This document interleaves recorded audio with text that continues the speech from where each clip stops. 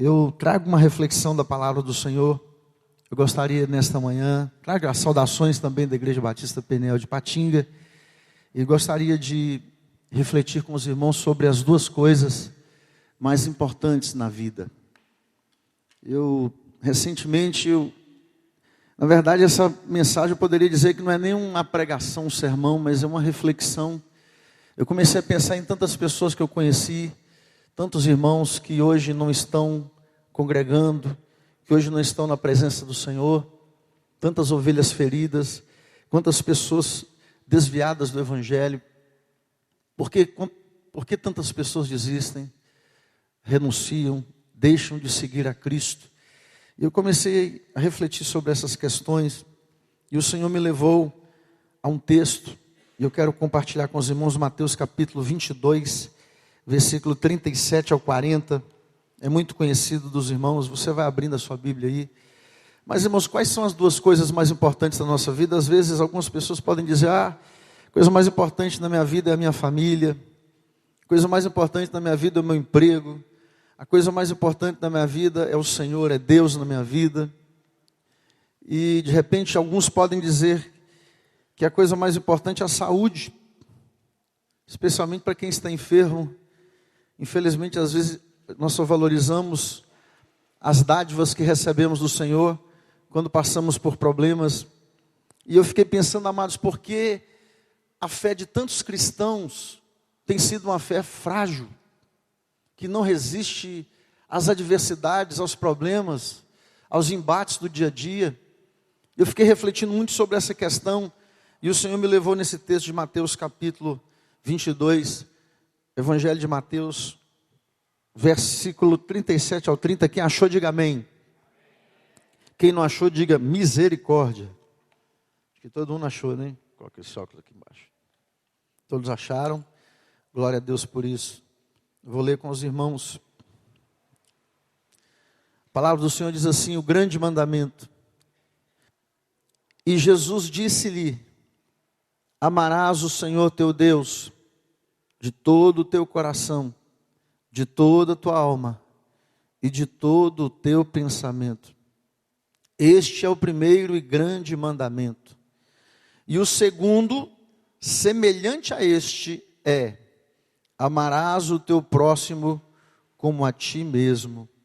Destes dois mandamentos depende toda a lei e os profetas. Destes dois mandamentos depende toda a lei e os profetas. Oremos ao Senhor. Pai, nós te louvamos, te agradecemos pela tua presença neste lugar. É muito bom saber que o Senhor é Emanuel, Deus conosco, que o Senhor está conosco todos os dias, até a consumação dos séculos. Pedimos nesta hora, Senhor, que o Senhor venha falar aos nossos corações, que o Senhor venha falar ao coração do teu povo. O Senhor sabe o que precisamos, o Senhor sabe, o Senhor conhece as nossas necessidades, e que nesta manhã, ó Deus, o Senhor possa estar tocando os nossos corações. Ó Deus, que o Senhor possa estar nos despertando para que possamos viver este evangelho que é poder de Deus para a salvação de todo aquele que crê na íntegra. Ó Deus, nós te pedimos, Senhor, fale conosco. Ó Deus, que não seja a voz do homem, mas que seja a voz do Senhor falando aos nossos corações. Nós precisamos da tua palavra, porque a tua palavra nos santifica, a tua palavra nos sustenta, a tua palavra é alimento para as nossas vidas. Que o Senhor, ó Deus, nesta manhã venha nos fortalecer na tua presença. Nós precisamos de ti, nós reconhecemos a nossa total dependência do Senhor.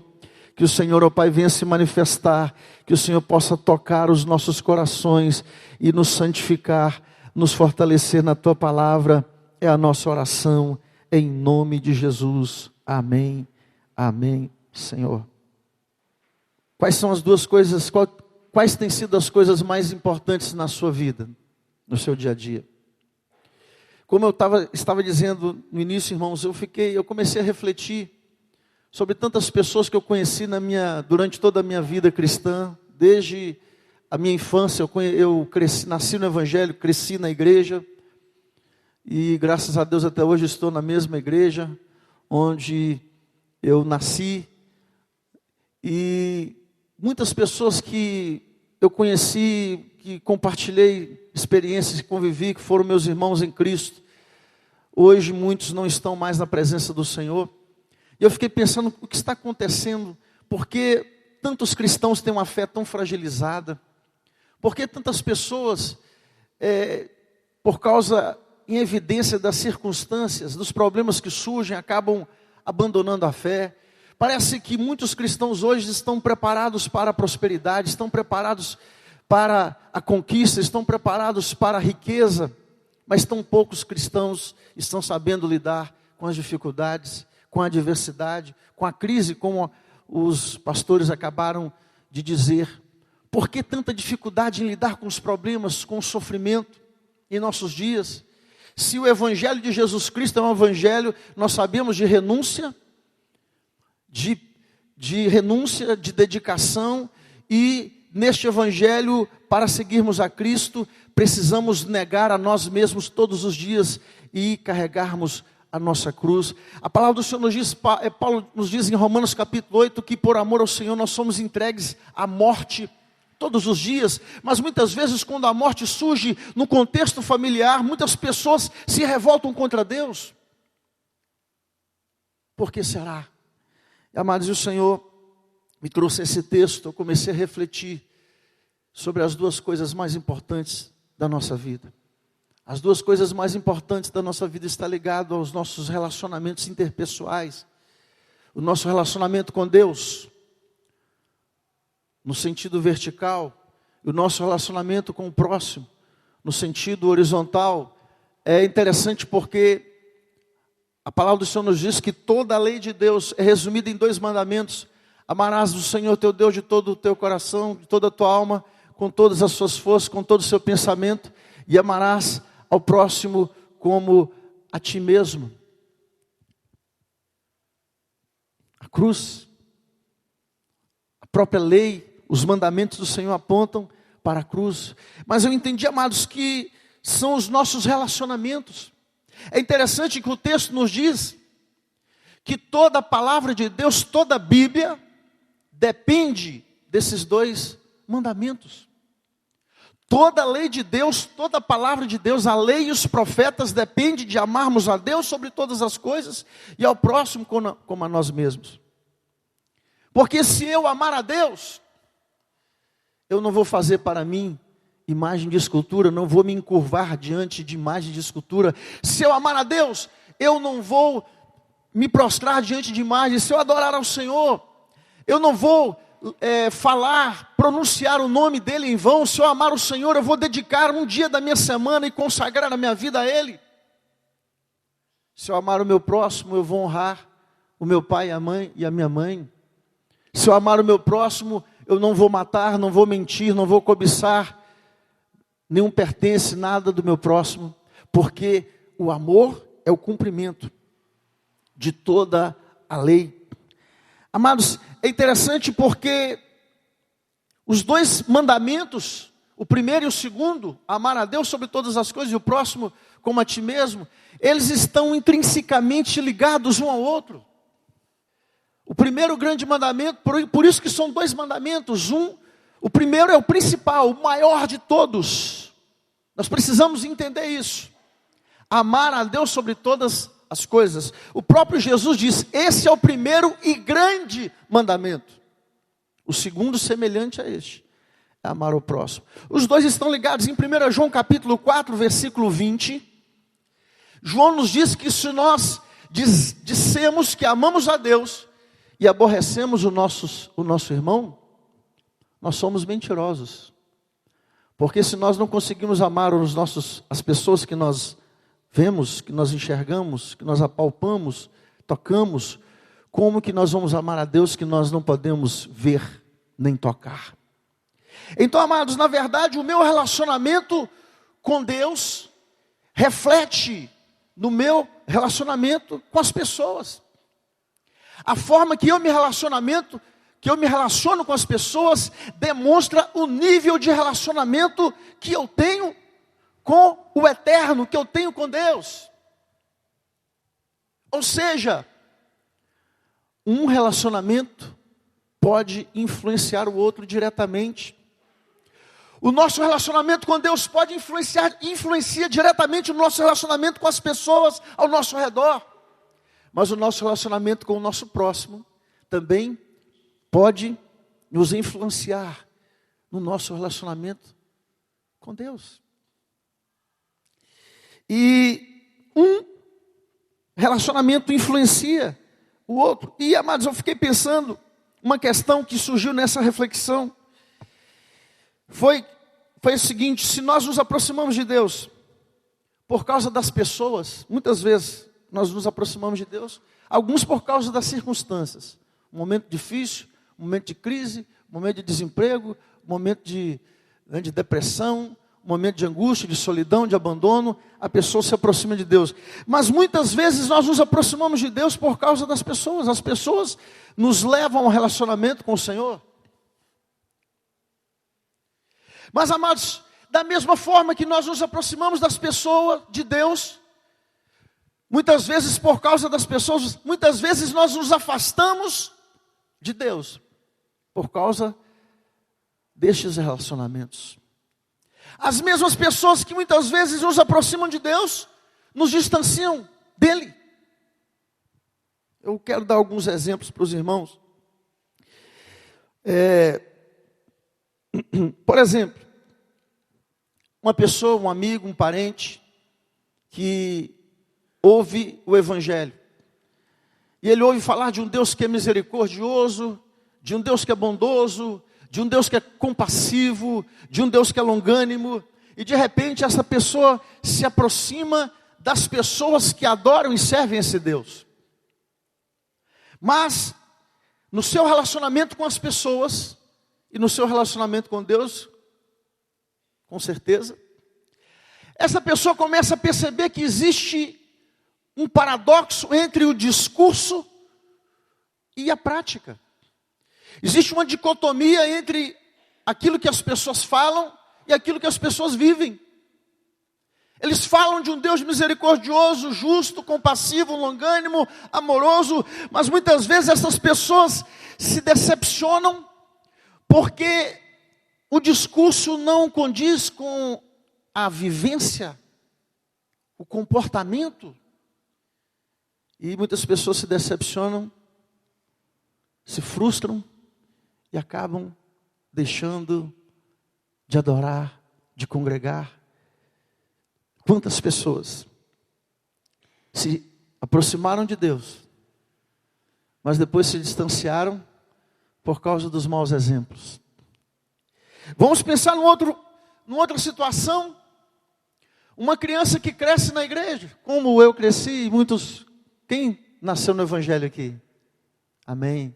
Glória a Deus. E de repente, a criança vai crescendo, vai aprendendo os princípios bíblicos.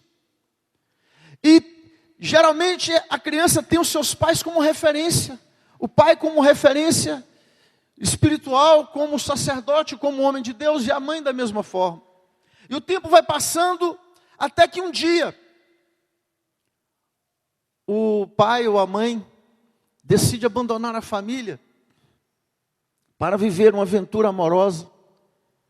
Como fica a cabeça de uma criança que aprendeu os princípios bíblicos, que aprendeu acerca de Deus, que foi ensinada por seus pais, e agora ele vê o seu castelo desmoronar. Ou mesmo uma jovem que estabelece um relacionamento, namora na igreja, às vezes fica até noiva, e de repente aquela jovem ou jovem, o rapaz ou a moça, ele é traído, ele é traída, e todos os seus sonhos, todos os seus planos de casamento, etc., vão por água abaixo. Amados, como lidar com essas situações?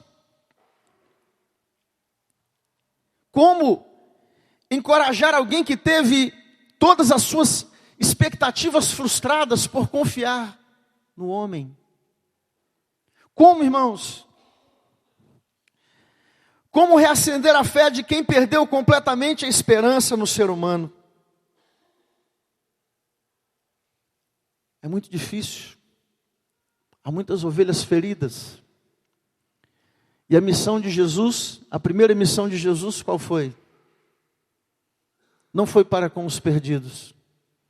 foi apacentar as ovelhas perdidas da casa de Israel. Não foi para com as outras nações, mas com aqueles que estavam desviados, com aqueles que estavam fora do caminho. E, infelizmente, embora a Bíblia diga que maldito é o homem que confia no homem, nós acabamos construindo os nossos heróis. Acabamos projetando nas pessoas aquilo que nós idealizamos para nós mesmos. Nós é quem fabricamos os nossos heróis. E quando os nossos heróis não são tudo aquilo que nós esperávamos, acabamos por perder a fé ou por ter a nossa fé abalada. Às vezes mesmo na igreja tem pessoas que estão desanimadas, que estão com a fé abalada, porque se decepcionaram com o líder, se decepcionaram com o discipulador, se decepcionaram com o pastor. Eu gosto muito do texto de Êxodo, capítulo 32, versículo 7. Moisés estava no Monte Sinai, na comunhão, na intimidade com Deus. O Senhor estava escrevendo a lei em pedras lavradas. Deus estava escrevendo a lei ali com o seu dedo. E de repente o Senhor, no versículo 7 do capítulo 32 de Êxodo, diz assim a Moisés: Moisés, desce depressa, porque o teu povo, que você tirou do Egito, depressa se desviou do caminho e construíram um bezerro de ouro. É interessante, amados, que o povo de Israel teve uma experiência tremenda de libertação. Eles foram tirados do Egito como um forte, aconteceram aquelas 10 pragas, mas a maioria daquele povo não conhecia o Senhor. Eles projetaram em Moisés o Deus, a figura que eles veneravam, porque Deus fala com Moisés: é o seu povo, Moisés, não é meu, que você tirou do Egito. Ou seja, a confiança do povo estava em Moisés. Amados, a confiança das ovelhas precisa estar no sumo pastor, que é Cristo. É claro que nós devemos confiar nos nossos líderes. A Bíblia diz honrar, respeitar e retribuí-los com honorários. É isso que a Bíblia diz. Mas, amados, a nossa confiança é o primeiro mandamento, é o primeiro e grande mandamento: amar ao Senhor sobre todas as coisas, de todo o coração, com todos os seus pensamentos. E infelizmente muitas vezes os nossos relacionamentos influenciam, e as nossas decepções com as pessoas acabam nos afastando de Deus. Foi isso que Deus falou no meu coração. Por que isso acontece? Amados, as nossas decepções com as pessoas nos afastam de Deus, sabe por quê? Porque nós passamos mais tempo nos relacionando com as pessoas do que com Ele. Muitas vezes nós estamos mais ligados às pessoas do que ao próprio Deus. Amarás o Senhor teu Deus de todo o seu coração. Porque, amados, da mesma forma que nós nos relacionamos com o nosso próximo, nós nos relacionamos com Deus. Este é o resumo de toda a lei de Deus. E para se relacionar, nós precisamos de investir tempo, precisamos de separar um tempo, precisamos de ter prioridade. Porque Jesus não é um gênio da lâmpada que você esfrega e faz o pedido que você quer. Na verdade, amados, a nossa vida com Cristo é uma caminhada. Jesus, na verdade, Ele chama os seus discípulos à rota do discipulado. Vinde após mim, e eu vos farei pescadores de homens, como foi cantado aqui em João 14,6, eu sou o caminho. E o caminho, irmãos, é para ser percorrido. É no dia a dia. Na verdade, o Senhor nos chama para um relacionamento pessoal. O Senhor te chama hoje para estreitar o seu relacionamento com Ele. Aleluias. Porque se você em primeiro lugar, se Deus estiver em primeiro lugar na sua vida, o seu relacionamento com as pessoas vai mudar. Às vezes a gente pensa assim, nossa, fulano de tal é tão espiritual, mas ele tem tanta dificuldade para se relacionar. Uma pessoa, às vezes, acontece, né? Eu já conheci pessoas assim, pessoas às vezes brutas, secas, né? Às vezes ignorantes, não tem trato com as pessoas, com o próximo. Mas na verdade, amados, nós confundimos o relacionamento com Deus com os dons espirituais. É diferente, porque o relacionamento com Cristo traz o fruto do Espírito. Ele não é só dons, não. E às vezes, infelizmente, as pessoas, elas se ligam mais nos dons espirituais, no carisma, nos dons, na profecia, na revelação, do que no fruto do Espírito. E alguém é conhecido como alguém que caminha com Deus quando ele gera esses frutos. Porque, amados, a nossa caminhada com Cristo, nós somos transformados de glória em glória até a imagem de Cristo.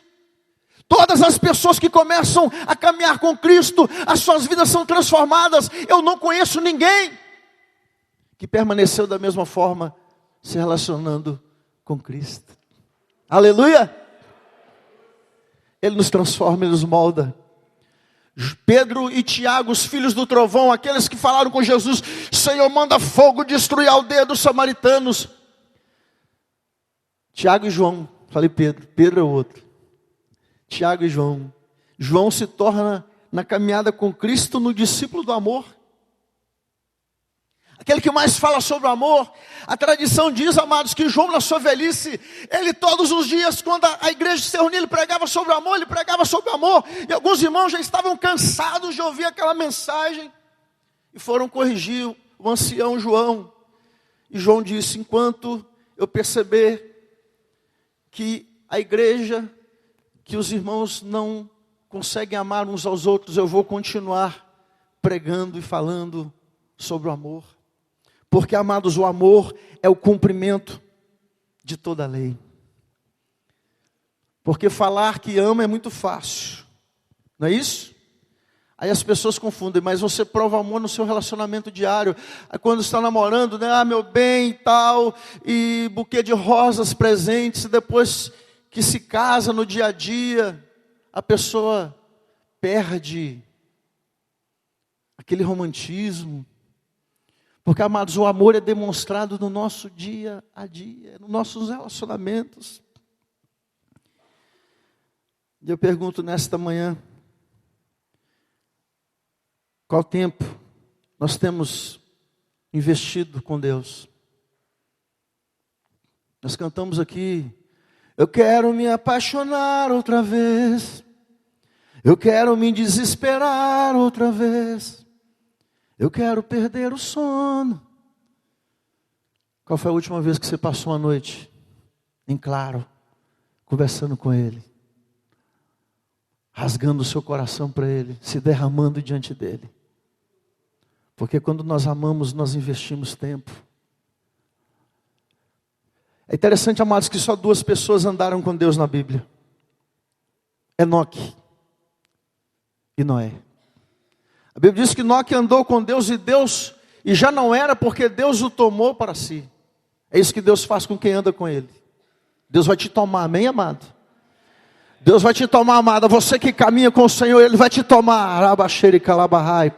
Essa é a nossa maior esperança. Porque uma coisa a pessoa falar: Deus anda comigo, onde estou, Deus está presente, aleluia, glória a Deus. Outra coisa é você andar com Deus. Porque não é Deus que te segue.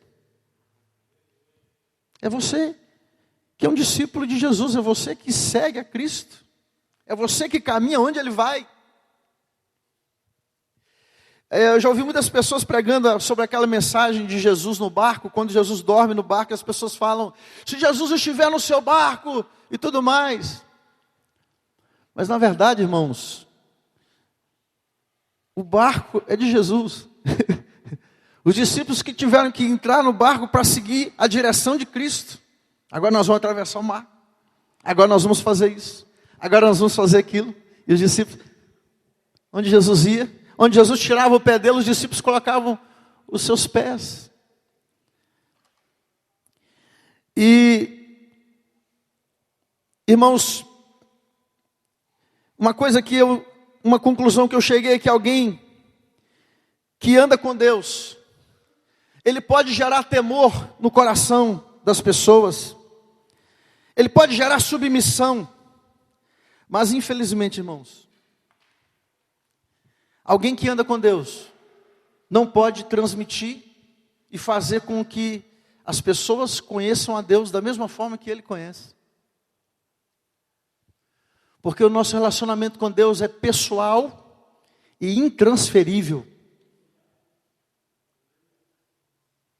Por mais que o pastor Marcos seja um homem de Deus, todas as experiências que ele teve, a experiência do pastor Davi, do pastor Reinaldo, de todos os pastores da igreja, é a experiência deles. A experiência do seu líder de célula é a experiência do seu líder de célula. Mas eu te pergunto nesta manhã, qual tem sido a sua experiência com Deus? Amados, eu queria que os meus filhos, é o desejo da minha alma, eu oro todos os dias, eu choro por eles, eu falo, Senhor, tem misericórdia da minha filha, tem misericórdia dos meus filhos, porque eu sei que a experiência que eu tenho, infelizmente, eu não posso transferir para eles. Eu peço a Deus, Senhor, dá-lhes experiências que eles possam te conhecer verdadeiramente. Quando Elias subiu na carruagem de fogo, o manto de Elias caiu, Eliseu pegou. É interessante que Eliseu estava caminhando há algum tempo com Elias. E quando ele chegou diante do Rio Jordão, o rio bateu a capa no Rio Jordão. O rio não abriu, ele falou assim: que o Deus de Elias, ele chama pelo Deus de Elias, abre essas águas. Ele toca no Rio Jordão e clama e suplica pelo Deus de Elias. Sabe por quê?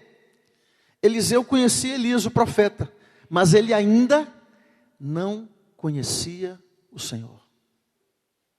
A Bíblia diz: conheçamos e prossigamos em conhecer ao Senhor, porque, amados, o nosso relacionamento com Deus é no dia a dia. E para Deus, amados, a nossa experiência de ontem, do ano passado, não serve. Deus quer saber como está hoje o nosso relacionamento com Ele. O passado para Deus não tem valor. O dia de Deus se chama hoje. O dia de Deus se chama, o momento de Deus se chama agora. Porque quer tenhamos feito boas obras no passado ou más obras, o presente é que importa. Porque se eu pequei no passado, mas se hoje eu me arrependi, o Senhor me recebe. Mas se eu fiz o bem ontem, semana passada, ano passado, e hoje não estou fazendo, infelizmente eu vou ser condenado. É isso que a Bíblia nos diz. O passado para Deus não importa. Precisamos estabelecer um relacionamento íntimo com o Senhor hoje.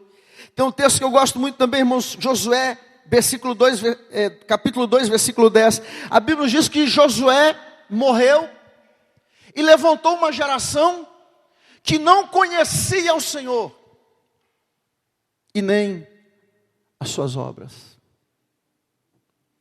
Josué, enquanto ele esteve vivo, ele conseguiu influenciar o povo.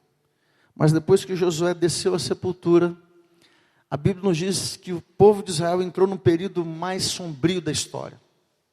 O período dos juízes. 400 anos, onde cada um fazia o que pensava que é certo. Onde cada um fazia aquilo que dava na cabeça. É isso que a Bíblia diz. Porque foi um tempo difícil, onde faltaram pessoas de Deus para influenciar. Amados, o nosso relacionamento com Deus influencia no nosso relacionamento com as pessoas. E o nosso relacionamento com as pessoas influencia o nosso relacionamento com Deus. Amados, a grande questão da nossa vida, o que eu entendi dessas duas coisas mais importantes, que nós só temos duas opções. Ou nós estabelecemos ou baseamos o nosso relacionamento com Deus a partir do nosso relacionamento com as pessoas. Ou nós estabelecemos o nosso relacionamento com as pessoas baseado no meu relacionamento com Deus. Na verdade, amados, as pessoas viram as costas para Deus, as pessoas rejeitam, as pessoas esfriam, as pessoas às vezes se afastam do caminho do Senhor. A grande maioria é por não conhecerem a Deus. É por não conhecerem o Senhor, irmãos. É por não entender a vontade de Deus. É por não conhecer os atributos de Deus, que Deus é um Deus amoroso, que Deus é um Deus misericordioso, que a sua vontade é boa, perfeita e agradável. O rei Ezequias, o profeta Isaías foi até o seu palácio e disse uma palavra dura para ele, falou: olha, majestade, arruma tua casa, porque certamente morrerás, não viverás. E o profeta desceu a escada, estava saindo do palácio, e a Bíblia nos diz que o rei Ezequias era um homem temente a Deus. Ele vira o seu rosto para a parede e começa a chorar, e fala: Senhor, eu fui justo, Senhor, eu procurei fazer a tua vontade, e agora a minha vida vai ser encerrada, tem misericórdia de mim, Senhor. E por causa daquela oração, por causa daquelas lágrimas, a Bíblia nos diz que o profeta Isaías voltou, o Espírito de Deus fez o profeta voltar, e o profeta voltou, assim diz o Senhor: porque se choraste na minha presença, quebrantaste diante de mim, eu te darei 15 anos a mais. Ele ficou feliz. O profeta deu até uma receita caseira para ele, com folha de figo. Parece que era uma ferida muito grande na sua perna. Tem uma receita lá que o profeta deu para ele. Ele teve os seus anos prolongados. Mas sabe o que aconteceu, amados?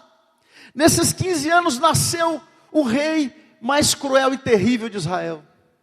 Nasceu Manassés. O grande problema, irmãos, é que às vezes nós não aceitamos a vontade de Deus.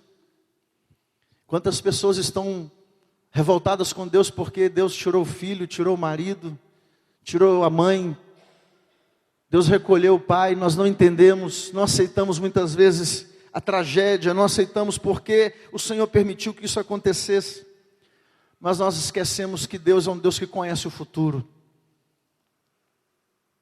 Deus sabe o que vai acontecer amanhã e nós não sabemos. Na verdade, Ezequias se quebrantou, irmãos, mas Ezequias não sabia, ele ficou tranquilo. Mas depois, o seu filho, infelizmente, foi um dos piores reis. E o juízo de Deus veio sobre toda uma nação por causa daquele rei. Por causa daquele filho que nasceu naqueles 15 anos. Às vezes a pessoa não entende. Tem uma colega da minha esposa que trabalha numa escola pública, municipal, lá em Patinga. Que o seu filho nasceu e ele teve complicações. E ela perdeu o seu filho já com alguns dias de nascido. E era uma pessoa cristã. Minha esposa esteve no velório dela e falou que essa amiga dela entrou em profunda depressão. E depois disso ela não voltou mais na igreja, ela está revoltada com Deus. Mas muitas vezes, o grande problema é que o nosso relacionamento com Deus, ele não é prioridade. Deus ainda não está em primeiro lugar. Deus ainda não é o nosso tudo. Agora nós podemos contar também a história do rei Davi. Todos conhecemos a história de Davi. Davi era um homem segundo o coração de Deus, mas ele pecou contra Deus. Ele se apropriou de uma mulher que não era sua esposa, Betseba, uma mulher formosa, bonita, esposa de Urias, o capitão da guarda de Israel. E de repente a palavra do Senhor nos diz que os irmãos conhecem o enredo, mas no final da história, ele acabou matando o marido, né, programando a morte, tramando a morte do marido daquela mulher, e tomou aquela mulher para si. E Betseba se engravidou.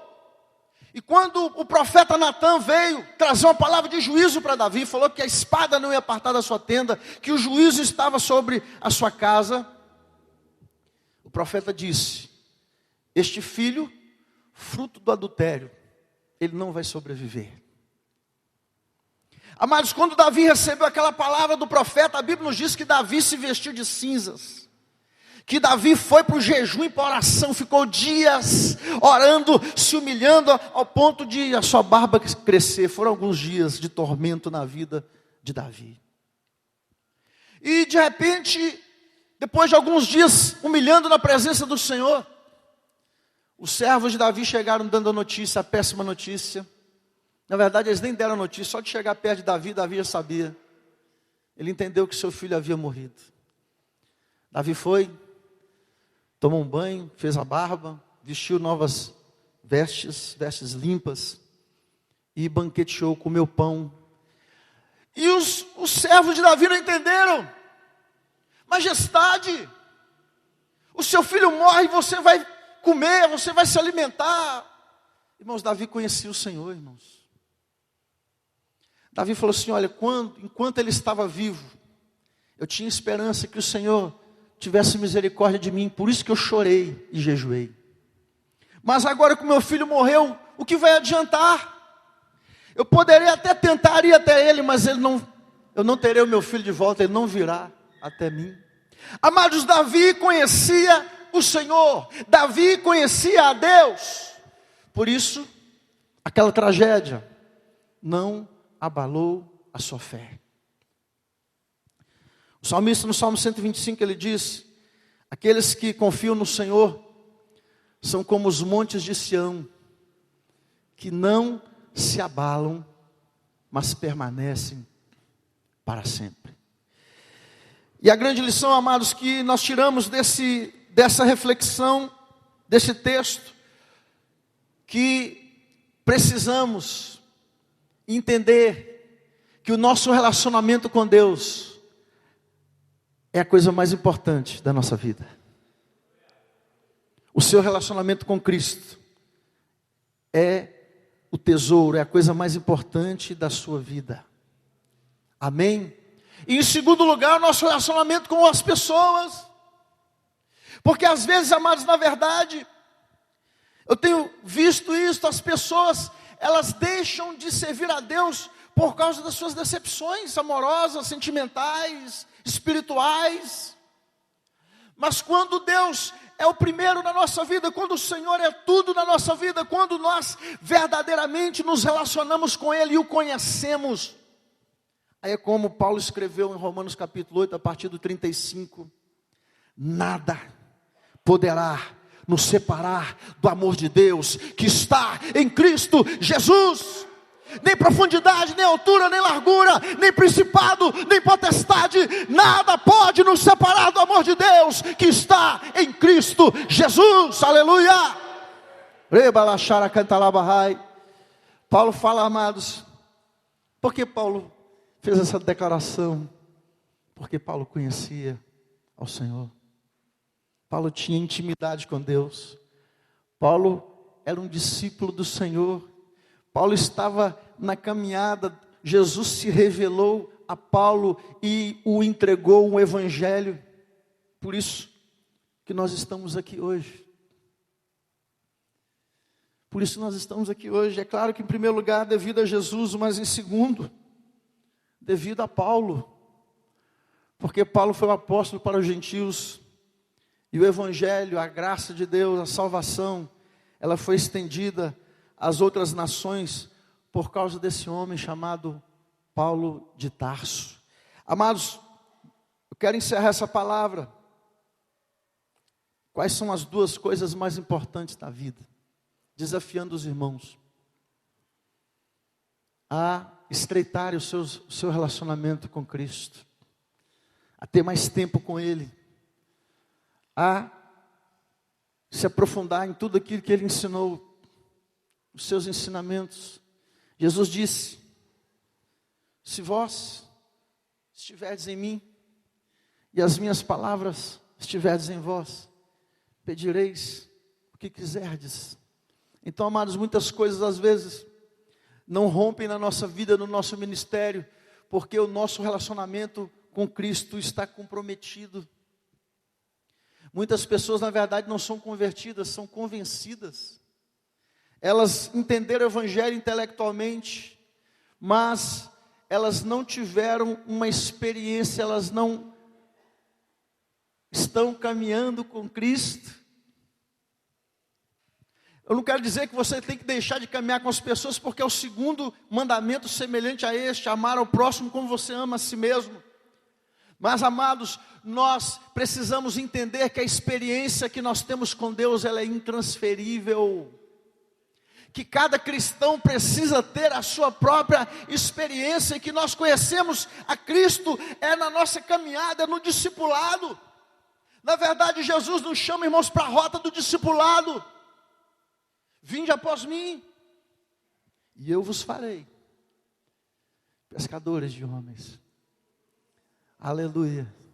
É isso que o Senhor quer fazer contigo, é isso que o Senhor quer fazer comigo.